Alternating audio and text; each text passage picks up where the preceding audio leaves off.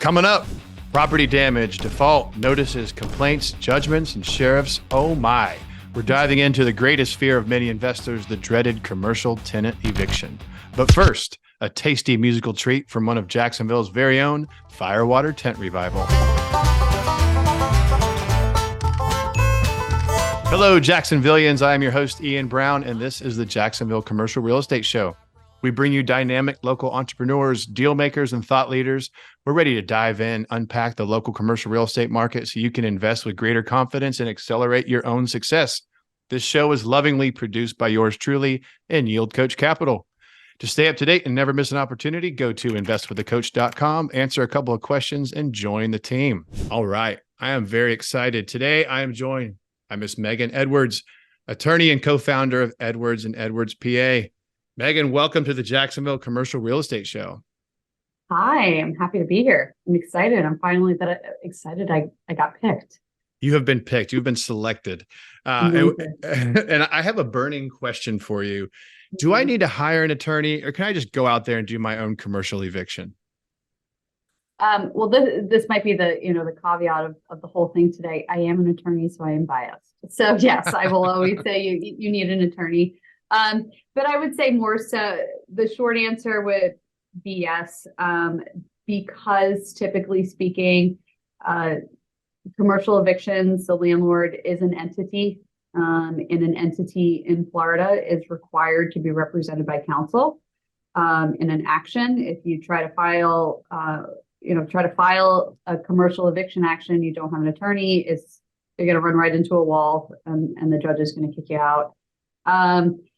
So there's number one, that rule, but then number two, you don't know what you don't know, right? So you might actually, you might be successful on your own in getting this tenant out, but was it in the fastest way? Did it preserve certain rights in doing so? And that all matters, right? Because the time is money. So a competent attorney is going to be able to move the case along more quickly and more efficiently than you would on your own. So you have another reason to tell your clients to make sure that they incorporate and form an entity when they're going to own rental properties. Bingo. Because when they go to evict, they're going to have to call you once more. Yes, that's right. Yeah. That's right. A little disclaimer. Meghan and I go, I'd say way back, I'll put air quotes. I get rid of the air quotes. No, we go way back. And, and we were both on an attorney board, Jacksonville Real Estate Council. And I believe, Meghan, you are currently the president, right? That's right. That's right. That's right. And Meghan she's great in real estate. They do transactional and litigation, but she's actually doing transactional for me right now on a few files. However, when I had my 40, give or take, housing authority, low income multifamily properties, I ended up with, I believe, 14 evictions on my hands from properties that I purchased. I inherited some problem children, and Meghan helped get me through 14 evictions, and I think like a little over a year. So thank you. Yeah. It's a good time. Never a boring day, right? Oh, never a boring day. And I remember, and this is going to turn into a question, but like I would have a tenant, usually through my management, they'd be like, oh, I want to give you like $50 now, or a partial payment on Tuesday, or really stringing along. And what I realized is, a lot of times that's just a strategy to keep you from actually filing on them. Start taking these partial payments and delay, because they kind of know once the clock is running, a residential tenant's going to be out in 30 days. We can talk about, the commercial difference, but do you advise landlords or management companies to take partial payments? And, if so, why? I think it's going to depend on each situation. So for example, prior to, and this is both for residential as well, prior to filing suit, filing an eviction, 9 times out of 10, there's going to be some condition precedent, right? Something that you have to do prior to filing. And one of those is a notice, right? Majority of the time, it's going to require some type of notice, right? A notice of default. So in this scenario where we would need to move against a non-paying tenant, you are required prior to filing to give that 3-day notice, or if your lease requires more notice, then more notice. One of the things, once giving that notice, right, you're required to give this tenant the opportunity to cure the default. That's essentially what it is. Think about it, in foreclosure, you get a notice of default, right? It's all being given the opportunity to cure. In serving this 3-day notice, if the tenant attempts to make full payment, you must accept it, right? If they're attempting to give partial payment, then you may accept it. And determining whether you should accept it or not is going to depend on how far behind they are, how much money they owe, how quickly you want to get the property back. So for example, if somebody owes, $30,000 and they come in and they say, well, I have 15. Well, you want your 30, but maybe this is going to be the only time that you're actually going to see money in hand. So maybe it's worthy of taking that $15,000 and immediately turning around and giving another 3-day notice for the balance, right? So that way it continues to keep the pressure on this tenant. You are able to get this money. So just because you're accepting the money doesn't mean a partial balance, doesn't mean you still can't move forward. It just means you need to serve another notice. So I think sometimes it just depends. If you're up against the deadline and we're closing in, 60 days, and then maybe accepting money is not an option. But if you have some time, maybe do that money grab, try to see what money you can recover, do another notice, and then proceed that way. And so if I take the money as a landlord, in your example, they owe me 30, I take 15. By taking 15, do I go to the start of the flow chart, or can I do I pick up where I left off, or how does that affect? You'll start over essentially, right? And this is all these notices are happening prior to you filing suit, right? And that's the idea is if you can recover the money prior to filing suit, not have to do that, great. Typically, promises to pay that are not accompanied by money typically are not going to, come to fruition. So that's fine if you want to have some sort of, while you're working it out, some money showing up, whatever the case may be, but you want to continue to make sure that you are keeping that pressure on and pushing the process forward. So yes, if you did accept a partial payment, right, again, we still are pre-suit. This isn't, we haven't filed yet. So by the top of the flow chart, you're not very far down it, right? All you've done is hit that first step, which is give the 3-day notice. You accept partial, turn around that same day, give another 3-day, and then if you get more money out of it, great. If not, then you're teed up to file. Is there a difference? Let's say I have a tenant who is paying rent, but they're breaking another rule. So a default that's not monetary, is it still treated with the same notices and schedules, or is it like a different flow chart? The procedure overall is pretty similar. What's going to be different is, well, let's say first what's going to be the same, right? Both are going to require some sort of pre-suit notice, an opportunity to cure, depending on what type of non-compliance it is. And it's a longer period to cure it. It's not 3 days or 5 days, or it's going to be a minimum of 15 days that the tenant's going to have the opportunity to cure. And just like you do in a residential space, like you do in a commercial space, it depends on what the non-compliance is. If it's a non-compliance of the nature that the tenant should be given an opportunity to cure the default, right? You failed to obtain insurance, right? The required amount of insurance. You failed to pay the CAM fees. Oh, that's monetary, but not in the rent monetary sense. You fail to do whatever these other things are, right? But they're minor, right? Think in a residential sense. You have a dog on the property and you're not supposed to, right? You moved equipment onto the property and you weren't supposed to. They're required to give a 15-day demand. Says you have 15 days to fix X, Y, and Z because pursuant to this lease or the statute, you're not allowed to do that, right? And then you have to give them the 15 days to cure.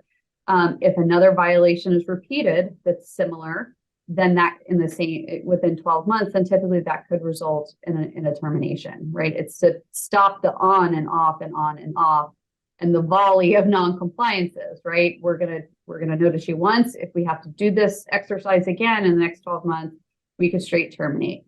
And another way you can just straight terminate, if it's we've had people where tenants stole from the landlord. Okay, we're not going to give you a notice to don't steal from your landlord again. right? We're just going to straight terminate. We're going to say, right, things like lying, stealing, cheating, and violence, right? We say are kind of zero tolerance. So in those situations, we give a notice. Here's your notice. This is what you did. This is in violation, and you're required to vacate in 15 days. Right. So let's say I own a strip center and I sign a lease with an autism clinic, and they're in there and they're seeing kids and patients. And then a year later, I drive by and it's a vape shop and nobody told me. And I'm like, oh my God, there's a vape shop. How'd this happen? And I call them, and it turns out maybe they, without talking to me, like illegally sublet the property. It's not in their lease that they can sublet, or they didn't ask me. Would that be something where it's like maybe that 15-day notice to cure, or might that be a termination, or would the lease just determine? Well, that's going to depend on the landlord, right? Even if the agreement contains a clause that expressly prohibits subletting or assignment, or you can do it only with the consent of the landlord. Is your original tenant, are they out of business? If they are, then do we want to spin our wheels trying to get this vape shop out? Or do we want to maybe see if this tenant actually is a good tenant? Maybe they can actually go through the underwriting and actually qualify for the unit. Doesn't mean that the original tenant isn't without liability or isn't going to have something that they owe to the landlord. But in that situation, the landlord could go, well, maybe I'm going to underwrite them. Let's see. I didn't know about this. So in those situations, we give a 15-day demand that says, you are required, this is in violation, we can terminate you, just so you know. However, we are willing to consider you as a tenant if you undergo our underwriting process. And you have to do that. You got 15 days to do that and get approved. If not, then you'll need to vacate. Conversely, the landlord could just simply straight terminate these tenants, right? And you would sue both for possession, right? Possession of the property. And then you'd also be looking for some probably monetary damages, right? So you're going to be suing both your original tenant plus this subtenant. And it's worthy of noting that unless the contract says it specifically says it, the assignment does not release the underlying requirement or the underlying obligation. So if you have a tenant that assigns this and sublets it, now you just have two tenants that are on the hook. It does not release your original tenant, which is really, really important. So like in my hypothetical, if it was, like that autism clinic, then without consent sublets to the vape shop, you would go ahead and name both of them in your notices and suits. Yes. Yes. Okay. Now, I feel like a lot of landlords wrestle with like, when do I take like firm, swift action? I can think of a couple right off the top of my head, and I've been that landlord before. And, I think it's tempting to approach some of this with, dare I say, like a self-help mentality. Mm-hmm. Is there, well, first of all, if you wouldn't mind, kind of give some examples of self-help and explain if I am or if I am not allowed to do that as a landlord. Sure. I'll say number one, in residential, no. Okay. So when you're dealing with all the with your multifamily units, and you want to make sure that any of your on-site property managers, your property management company knows, absolutely do not engage in self-help. Self-help includes changing the locks, turning the power off, anything that attempts to circumvent the landlord-tenant statute, right? The landlord-tenant statute is prescribing the remedies to us and how we need to handle these things. Any attempt to go around those, particularly and it's hard, we say residential, but it's residential landlord tenant applies, but it's in a commercial space, right? In our multifamilies, for example.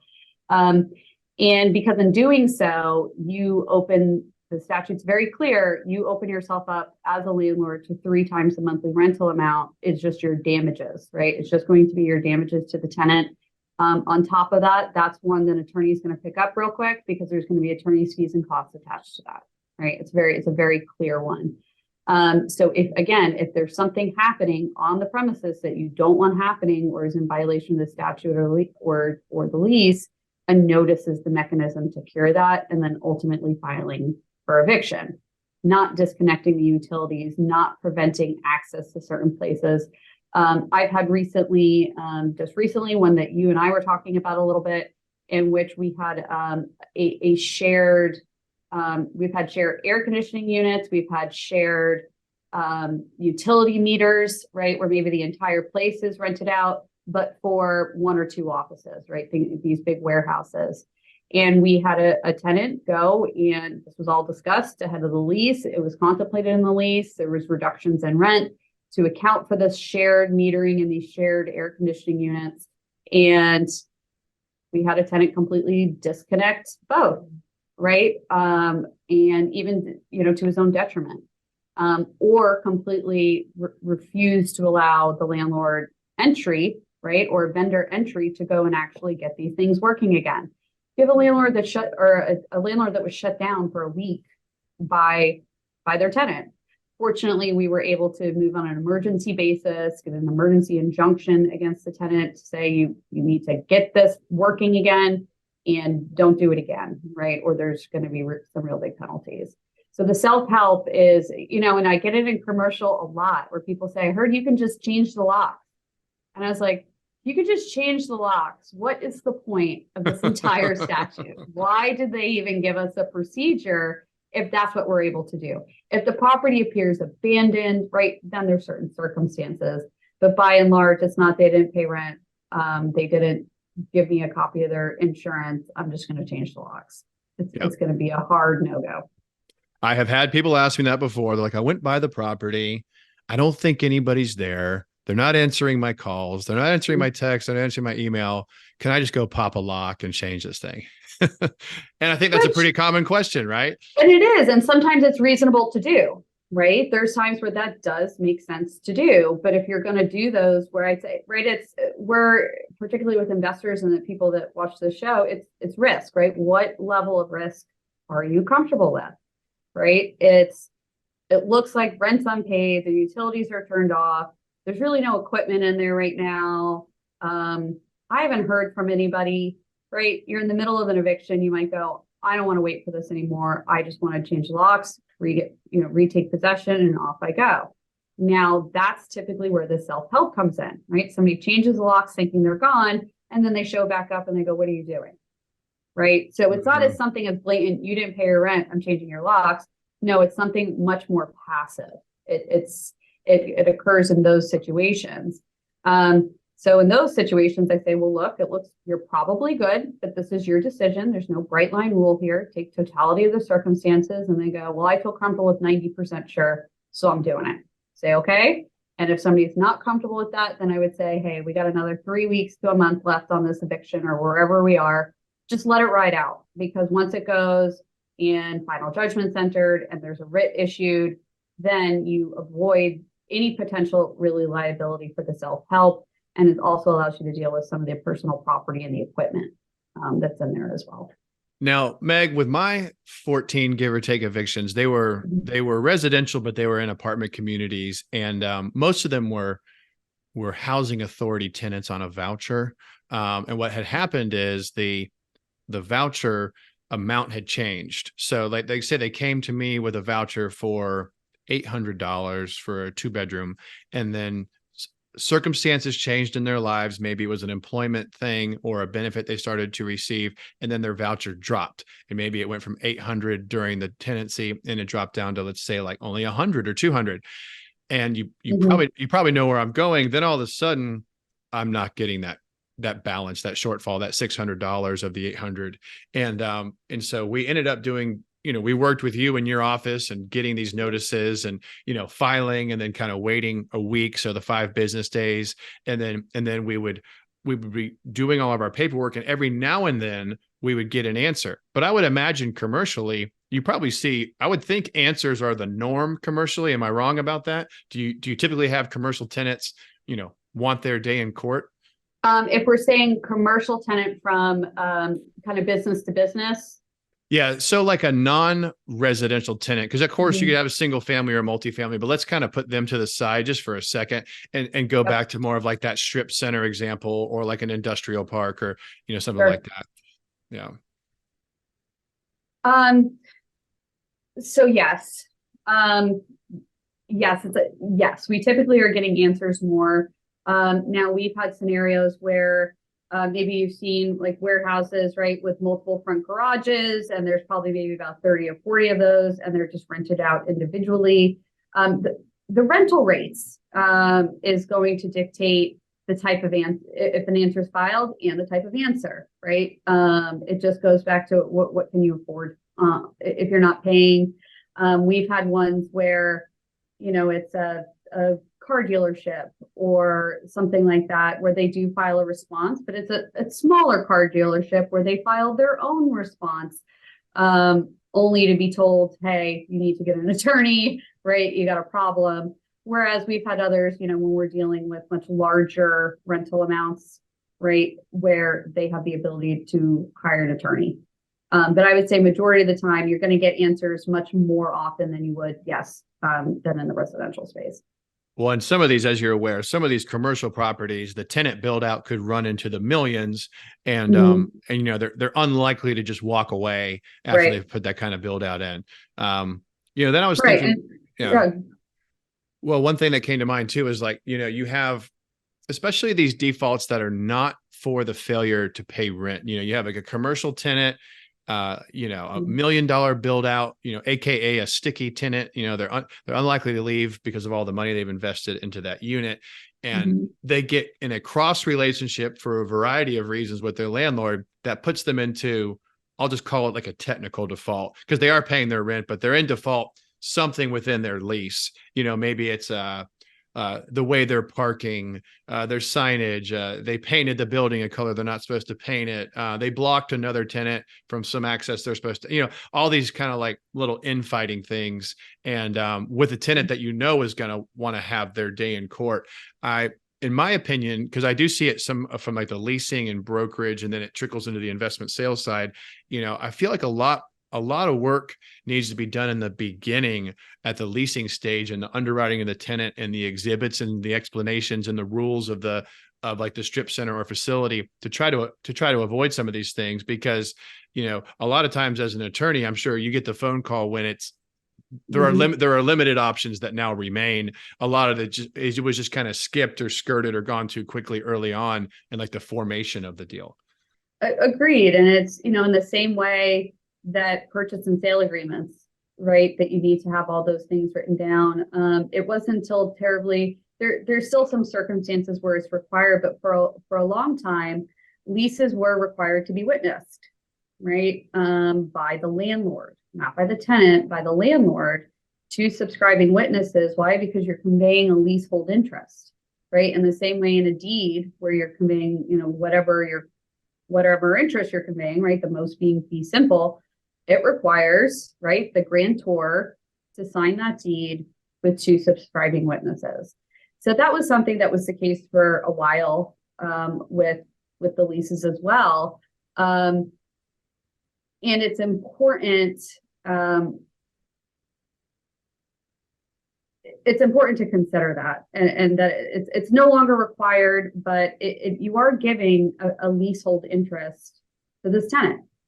I mean, and it's important to consider that it's a whole interest. And it's pretty recent, isn't it, Meghan, that you don't have the witness requirement in commercial leasing? Isn't that in the past few years? Am I wrong?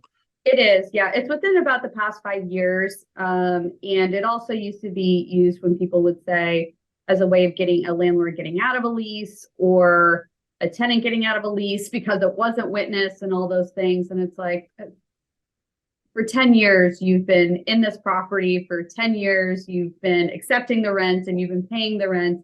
And for all intensive purposes, everybody's been operating under this lease with the understanding it was valid and enforceable. So in that scenario, when people try to get at it, we have a writing, but we're going to try to invalidate the writing. It's like, that's not always quite going to work. So going back to your original question, it needs to be teed up just right in the beginning in that lease agreement, right? How many times, have we, where you've gotten a purchase and sale agreement, people say, can you review this for me? And it's already executed, right? It doesn't, you go, I'm happy to review it. There's just maybe not going to be too much that I can do about it at this stage. But, I always say, contracts are not for when things are going right. They're for when things go wrong. So particularly in landlord tenant, you don't even really need to look at it, do you? If you're not getting complaints from anybody, your rent's coming in every month, and you're like, oh, everything's going swimmingly. It's not until you got to pull it out of the drawer and you say, man, I really wish we would have flushed that out a little bit more. Or, and I think that's maybe where you start to see some value of attorneys, right? You maybe didn't understand why you paid them so much to draft that lease. But then, or you paid so little, and then when it actually comes down to the enforcement, that's where you can start to see, okay, I get why that clause was there.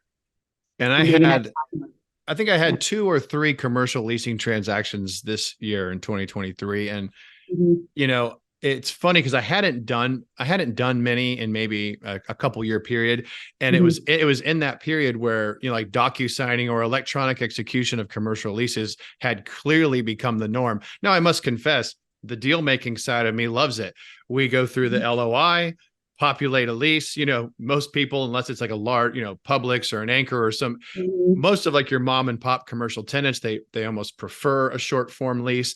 And then it was DocuSigned, and I was like, wow, this is humming along like a quick little residential transaction. But it did make me think like, this is not getting like the slow down page by page read set of eyes that, it probably used to 5 years ago. And I'm sure some of that will pop up and bite some people. Not that it's a problem to DocuSign the leases, but we all know, you get a DocuSign, you're probably pulling out your iPhone. Hopefully you've already read it. It's not the time. It's not the time to be doing like an in-depth review. Yep. Yeah, exactly. So one thing I meant to ask it earlier. So generally, I know what makes the evictions run long would be the tenant answer, right? Sometimes, so like within reason, court calendar and holidays and stuff. But for the most part, what does the tenant have to say, if anything? So commercially, well, let me compare the two. Residentially, is it fair to say roughly 30 days? Is that kind of a fair estimate, like start to stop eviction timeline?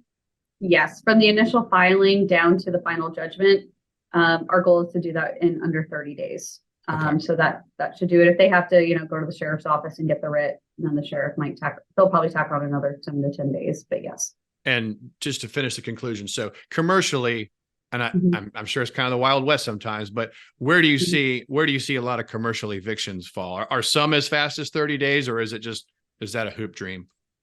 Some can be as fast as 30 days. And the reason being is, in typical litigation, right? I always say, if you've ever been part of litigation or you've ever seen a movie, right? You get the traditional, you've been served and somebody's got to hunt you down and the processor for us to hand you the documents. And then you have 20 days to file a response, depending on what the response, right? You could spend 6, 7, 8 months on just fighting back and forth with getting the case started. Of course, our legislature has identified that is not going to serve our property owners well. And so they've come up with what's called summary procedure. And there's only a few causes of action that are entitled to summary procedure. Residential and commercial both get this, meaning the big 2 differences is, one, you don't have to track down this tenant, right, and try to get them personally served. I mean, you can attest, I'm sure, that we've all spent, 6 months trying to get somebody personally served, trying to find them. And again, that is just not conducive, and that's not going to work for a non-paying tenant. So what summary procedure allows us to do is to have the tenant served by posting to the premises, right? A lot of times there's also in the lease where they want the notices going as well. So those 2 can be posted wherever the case may be. And then instead of having 20 calendar days to file a response, they have 5 business days to file a response. And it's not just any old response, right? They have 2 things that they need to do.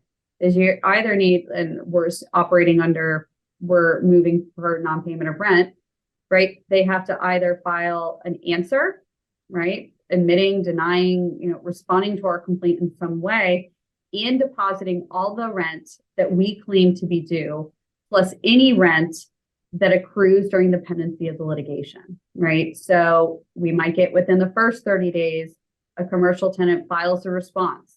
Okay, we don't have any money in the court registry, and the response is, I need additional time. I don't think this is fair. Any sorts of defenses that don't really have a legal basis, aren't really valid defenses, that's going to allow us to just move right along, right? And that's still going to put us around that 30-day calendar, 30-day timeline. If it's a little bit longer, I think it's just by function of being in circuit court, depending on the amount at issue. So I think that's really more the difference, is whether you're in county court or whether you're in circuit court. And that eviction can happen in both. It just depends on the amount in dispute, right? So if you're looking to recover the actual rent, if you're over 50,000, you're in circuit. If you're under 50,000, you're in county. But I do think by and large, in both residential and commercial arenas, if it goes uncontested or even an answer that does not have valid legal defenses, you're still in that 30 to 45 day window to get down to final judgment. And maybe I got lucky, or I had, a crack legal team over there at Edwards and Edwards. I think that's what it was. But with my 14, give or take, evictions, we had, I want to say 3 like handwritten answers filed, and knock on wood, I guess I don't need to knock, it's already over, but they all went, all the judges proceeded to grant that final judgment. So, I'm sure it all depends on what's the response, and exactly. And you have that copy of the lease in there with the eviction. So, all right. I was curious too, like, I wasn't sure if I did this correctly, but again, it's in the past. I think I'm clear for now. With we have the sheriff come out, you get the writ of possession, you've won as a landlord, you're going back, your property manager or yourself go out, meet the sheriff at the property to transfer legal possession. The first time I didn't have a locksmith out there, so it wasn't the greatest idea, because the tenant can still have keys, the sheriff's standing there, nobody's there. You're not doing yourself any favors. The next time we change the locks. And then what about, there was sometimes there'd be property in there, and I had a manager that had been managing for years, and he's like, oh, we just take the stuff to the curb. And, is that the way it's supposed to be done? Is this, is it supposed to be segregated or held? And then I'm sure commercially, if you take over space and there's all this like FF&E, or I mean, theoretically, there could be like a, like we said, $1 million build out in there. Is that all to the benefit of the landlord at the end of a successful commercial eviction? It is. And there's a few ways that you can deal with the property, right? And commercial has a little extra remedy, not a little, but an extra remedy regarding personal property and recovering any rent or money that's owed to you that's not available in commercial. And that's the distress writ. And I can chat about that in just a second. But what it looks like for the personal property that's left in there, or the equipment, that would be correct. That if after entering a writ, after the writ of possession is executed, if there is any personal property located, it can be removed to the curb. So you're safe. You did the right thing. That is perfectly fine, because you've hit writ. Okay. If you have not hit writ, right, you haven't executed the writ, and you get possession of the property, and you go in and you see all this property in there. The default rule is, if any of the property looks to be, and this is in more the residential, if it looks to be valued under $500, you can get rid of it. If it looks to be over $500 and you don't have this particular clause in your lease, then you're required to file a very cumbersome personal property statute that requires you as a landlord to store all the personal property, pay for the storage, give a notice for a public auction, go to the public auction, right? So talk about add insult to injury when you just had to evict your tenant, go through all this, pay all this money, and now I got to deal with all your stuff and store it and auction it and give you notice of all these things.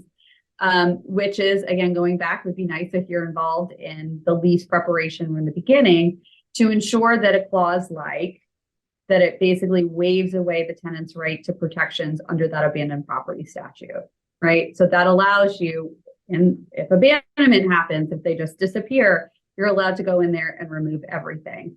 Now, dealing with the commercial, the landlord actually has a lien against all of the property, the personal property, the moment it is put onto that commercial property. So you bring in auto body shop, right? You bring in a hydraulic lift. Thank you. It's a Monday. Hydraulic lift. And you bring that in there, the landlord immediately has a lien, right? In terms of priority is concerned. So when we're moving forward, if we have to get to the point where we have to file eviction, right? In commercial, we're filing for, right? We want possession. We want the money that we're out. But what if they don't have any money? Do you have a bunch of equipment that's in there? We've had people where they've had $2 million, $3 million, $4 million that they're just liquidating and they're selling it. But they got around it because the attorney that was suing them did not sue for a distress writ, meaning they were able to just sell off all their stuff, keep the money. Had the distress writ been there, it would have prevented them from selling. And any money, if it was sold, any money would have been clawed back and would have had to go back to the landlord. Wow. So there's, so it's some really big protections that the landlord could have in a commercial space. But otherwise, with personal property, you want to get a writ, or you want to have some sort of release in your agreement.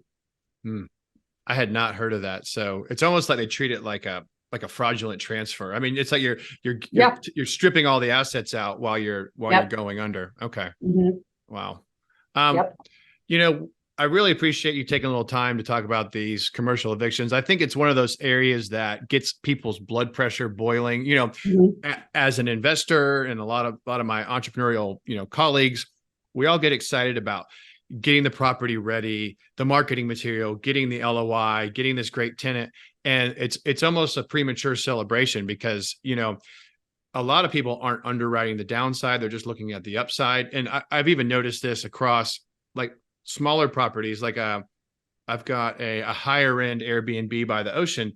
And what I've noticed too down there is people underestimate the value of, in my opinion, calling the last assuming they had a previous landlord. You don't always have this benefit, but commercial or residential, these are very common sense, but I want to repeat them. Call the last landlord and take a really big deposit. Those two things. I mean, you can, that's fine. Yeah. You can check credit and felonies and crimes of dishonesty and evictions. I'm not saying don't do that, but for me, the two things that have really moved the needle, knock on wood, to keep me out of the flames, I call the last landlord, or a couple if I have them, and I take a deposit that's going to sting. What's the exact number? It's hard to say, but I just make sure it's a number that people are not going to want to walk away on. And more importantly, I make sure it's a good enough number to call your firm and get them out and cover the tab. So, don't put people in there on skimpy deposits. Don't be lazy and not call the previous landlords. I mean, these are things that can really save your bacon in the future. I completely agree. And I've had, time and time again where I've had people come in and anytime I'm filing an eviction, I'm typically, I'm looking into the background of the tenant, right? See if we can figure out some information. And on multiple occasions, that's right. We got multiple judgments, we got multiple evictions. And I go, did somebody do the background? Who did it? They're like, no, I didn't do it. Right. So it all goes back to, like you said, in the beginning, right? Make sure your lease is good. So this is the same thing. Make sure that you're duly underwriting your tenants, right? Because it goes down to the price point, right? You typically are getting the higher the price point, the higher the security deposit, they're less likely to walk away. And it also gives you better protection as a landlord. I think that even with a lot of purchase and sale agreements, right? It's just industry. It's a little better in commercial spaces. But what, earnest money deposits look like, right?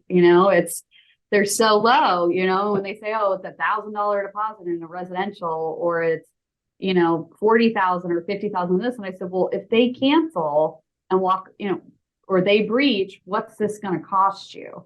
And if that deposit's not enough, then you maybe want to consider raising it. So I think that's a great idea. What you do is you're raising the bar, and you're getting just those really qualified tenants, because that's really what it is. I appreciate the credit and all of that, but is there cash in hand for me to cover myself as the property owner if this goes south? I'm not going to say too much about this, but Jacksonville, anyone listening, please get some more meaningful escrow deposits, whether it's leasing or purchase and sale. Jacksonville is like home of, I kid you not, I saw so many contracts I did title and escrow in what feels like a former life. I saw so many contracts come through with a $500 binder. I'm like, oh my God. I just don't even know. Yeah. And I don't know where that came from. I don't know. It's almost just treated as, oh, well, we just need it to make this contract enforceable. And that's not even the case, right? It's there to make sure that somebody has skin in the game. How many people will walk away from $1,000 deposit, but because they're like, I found a different house I like. Right. right? Or I found a different property I like, I'd walk away from 1,000, if I thought I wouldn't get sued for it. But yeah, because it's, when they cancel the day before closing, oh, well, great, you get the security deposit or the earnest money, but what does it do for you? That doesn't even pay for the moving company or the utility, all those things. And so I agree with that PSA. It's just, you gotta do a little more than that. You can do it, Jacksonville. All right. Well, Mhm. speaking of Jacksonville, this is the Jacksonville Commercial Real Estate Show. We have rebranded. I'm excited, and our guests and our content, everything is centered in good old Duval. And so I got some closing questions for you, Meg, and they're very Jacksonville centric. And the first one is, why do you love Jacksonville? Oh, so many reasons. So Jacksonville also, from just a personal point of view, it's where I went to law school. It's where I married my husband. It's where I opened my practice. It's where I bought my first home, right? So it's lots of things that are near and dear to me. So from a personal point of view, that's why I love it. From a more of an objective point of view, I just think it has so much to offer. I think it's so unique. I think we're here at a unique time with it really growing. I think there's so many people coming here, particularly in the past few years, because Florida is awesome. And I always say, I'm originally from New York, and I say, there's 5 boroughs in New York. I almost say there's boroughs here, right? There's the beach borough, there's the Riverside borough, downtown borough. And each is almost totally different. There's so much to do.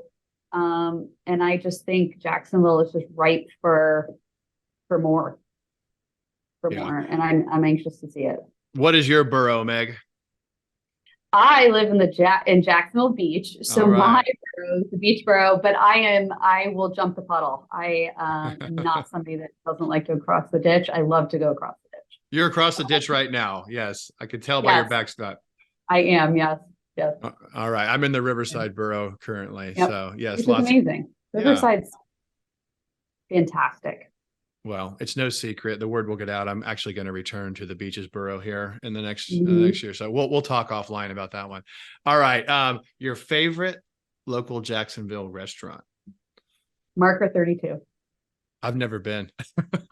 It is so good. And it's right on the marina by Marker 32. And it's smaller. It's owned by some of, the restaurant groups, the local restaurant groups for famous, Palm Valley Smoke, all those fish camps that we all know and love. And it's great drink, great. It's nice, but not too stuffy. And the view's really great. It's one of our favorites. Absolutely. All right. I got a couple more local ones for you. So a local business that you think people should know more about? I want it to be investor related. It doesn't have to be, this is like the personal touch section of the episode. So okay. The name of it is Soul Waves Vinyl Records. And it just opened up in Jacks Beach. It's just a tiny little place. But I went the other day because I like records and I'm really moving in that direction. So you were so cool. And just spent like an hour in there. I got this great Beatles, like this original Beatles vinyl, some Bing Crosby, Nat King Cole Christmas stuff. And there was some other people in there. It's just open on the weekends, but some really great stuff in there. And the owner, she's awesome. She's excited for it. See, I love this section of the show because it just gives me a long list of things, I have like ongoing FOMO, so I just have to go out and see all these things that the guests tell me about. Agreed. Agreed. Okay, the last one on the local list here, a local a hidden gem, like a venue, a park, an experience, a trail, a location, but a Meghan Edwards hidden gem in Jacksonville that we should know about. Of course, there's Hannah Park, right? Love Hannah. We love Hannah Park. We've even gone and borrowed a RV, my parents' RV, to see if we could be RV people. But before we went out, on the open road, I said, maybe we should see if we could survive a night and see, what are the things we're missing. So we did that at Hannah Park, and it was So cool. That was a lot of fun. The other thing I think people don't see that is great is the Jacksonville water taxis on the St. Johns River. Oh yeah. They take you like, yes, there's transportation just like across for Jags games, but they have like sunset cruises, they have wine happy hours, dolphin tours, and it's really easy to just jump on, and then you're sitting there and you're like, this is my city, this is so beautiful. These So are great recommendations. I'm glad we did these questions. I'm loving these questions more and more, actually. All right, so I got some things to check out. I've done Hannah, but I haven't done like a wine tour on the Jack's Water Taxi. That sounds cool. It's really cool. Awesome. Really cool. All right, Meghan Edwards, where can people connect with you and find out more about you? You can go to our website. It's edwardslaw.com. Nice and long. You're going to type Edwards twice so you don't forget. So you can go there. We're on Facebook, and then also on Instagram, but our website's really great. We have live attendants that are on there all the time. If you have any questions or getting you set up, so you can contact us by phone, email, text, any of that at our website. I mean, you're a law firm. We can probably fax you if we want. Oh gosh. We do have a fax machine. It was funny. I had to get something for a client from get their EIN because they couldn't find their EIN. So I had to call and the authorization, this and that. And I said, okay, can you send it over? And they're like, well, are you within close proximity to a fax machine? Because I can't send it if you're not. And I said, sir, nobody's been within a close proximity of a fax machine since like 1984. So we need you to just email it to us. He's like, okay. Oh, so, that's awesome. Yeah. Yeah. Or like those mortgage payoffs, right? They just still, for some reason, love the fax. It's like, here, let me give you a phone number that's really an email that's going to come to me in the form of an email, but whatever. Right. I want to make sure this mortgage payoff is good and grainy and I can barely read this ink blot with the payoff. And then I can send it to you and then realize, oh, it had a wire cut off of some bizarre time and I needed to add this fee on top of it if I was going to send it to that account. Yeah. Mm-hmm. Oh, I love it. Well, Meghan, it has been a blast. Thank you for your time. Yeah. I know everyone's enjoyed this one, so please rate, like, follow, share this episode with a friend that you think could benefit from it. I know all you people listening with potential eviction problems could benefit from this one. Mm-hmm. And unfortunately, those usually come out of nowhere. So just keep this episode handy, save it, and be ready for when the time comes. As I mentioned, to stay up to date with us, you can go to investwiththecoach.com, answer a couple questions, and join the investor list. If you're into socials, we're Yield Coach on Instagram, Facebook, LinkedIn, YouTube, all those. The only thing we're not on is Twitter. Of course, since I said Twitter, that's all you're going to remember now. But that's a wrap on this show, the Jacksonville Commercial Real Estate Show. I'm your host, Ian Brown, signing off and reminding everyone to lace up and leave it all on the field. Yield Coach out.